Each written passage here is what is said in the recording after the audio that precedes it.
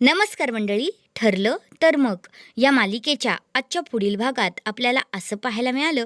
आता इकडे प्रिया जी आहे ती कॉलवर बोलत असते आणि म्हणत असते प्रत्येक वेळा त्या अर्जुन आणि सायलीने माझा प्लॅन फ्लॉप केला आहे. मला असं वाटत असतं की मी आता जिंकणार, तेवढ्यातच त्यांनी माझा प्लॅन फ्लॉप केला आहे. पण आता नाही, आता तसं काही होणार नाही. आता मी काय करते ते बघाच, असं प्रिया आता बोलत असते.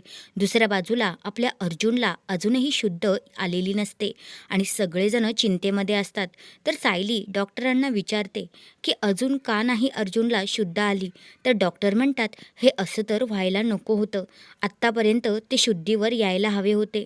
अजून कसे काय शुद्धीवर आले नाहीत ते आम्हालाच माहिती नाही, असं डॉक्टर आता इकडे सायलीला बोलतात. आणि हे सगळेजण आता चिंतेतच असतात, कारण डॉक्टरांनी त्यांचा निर्णय सांगितलेला असतो की अजूनसुद्धा अर्जुनराव कसे शुद्धीवर आले नाहीत ते आम्हाला कळत नाही आहे. आणि इकडे दुसऱ्या बाजूला प्रियाचा प्लॅन हा चालूच असतो.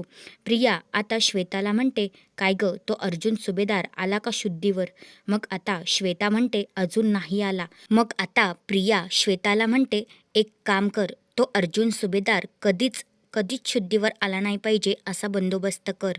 म्हणजेच काय, त्याला आता तू मारून टाकायचं, असं आता इकडे प्रियाने श्वेताला सांगितलेलं असतं.